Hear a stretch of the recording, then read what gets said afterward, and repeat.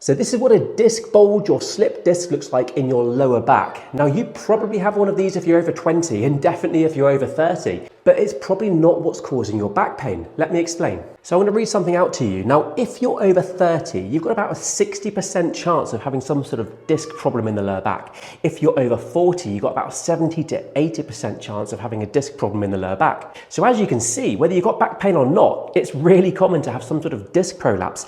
So if that's not causing your pain, then what is? Well, to explain that, let me give you a scenario. I have a patient that comes in to see me and they have a disc prolapse in the lowest part of their spine. They've had an MRI scan, they know they've got a disc prolapse, they know it's probably putting a bit of pressure on the nerve, and they think that's what's causing the pain.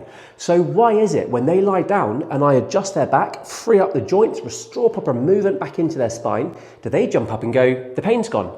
I've not fixed their disc. You can't just fix a disc. It's damaged, it's bulging. I can't just pop it back in again. All I've done is restored proper movement back into the spine, and they jump up and go, my pain's gone. So with that being the case, it's not about the disc prolapse, it's about the movement of their spine. So with that being the case, whether you've got a disc bulge or whether you've got wear and tear in the spine or tight muscles or a muscle strain, what we're going to do to get you better today is give you the specific exercises that you need to do to restore optimal movement back into the joints through the spine to give you the very best chance of feeling and functioning back to your very best again. I've got 3 exercises for you. Let's get into them. So exercise number 1 is going to work the lower back in a rotational form, which is the transverse plane. Let's get into it now. I want you to lie on your back and you're going to grab one knee, keep your shoulders flat and pull that knee across the body.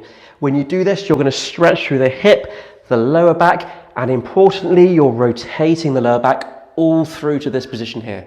Hold it for a good 30 seconds and then do the same thing on the other side through to here and hold for 30 seconds again. The next exercise is a simple cat stretch. So you're going to be on your hands and knees like this.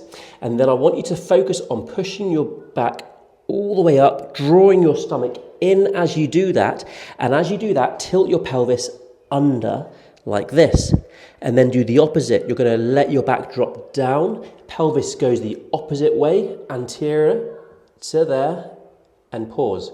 Now this movement is in the sagittal plane, the front flexion and extension plane, and it really gets a great amount of flexion through the back and then extension through the back. You are moving your upper back here, but I really want you to focus your mind on isolating that lower back and have the lower back going all the way up, all the way down. The more movement you can do in this position, the more flexibility you're creating, and then when you're moving and functioning throughout the day and twisting and bending, you're going to have that connection to the lower back and it's going to bend and move the correct way. So the final exercise is creating great extension through the lower back. What we often find is when you've got back problems, the lower back starts to flatten off and it gets jammed up in that flattened off position. This exercise is going to create real extension through the spine, free up the discs, free up the joints and nerves, and get that feeling and moving a lot better. So I want you to lie on your front. Hands are going to go either side of your chest, and then you're going to gently push yourself up as far as you can go until you feel your pelvis coming off the ground. So my stomach's off the ground, my pelvis is still on the floor. If I push further, my pelvis has come up. That's not what we want. We want your pelvis to stay flat and just pause in this position. What you'll find is that you can get a stretch through the area and back down. Same thing again. I want you to push up, hold it there for 5 seconds, and then go down. Now you might find in this position that you can go further, you can straighten your arms. I find that this is about my limit, but that's absolutely fine. Just go as far as you can and back down.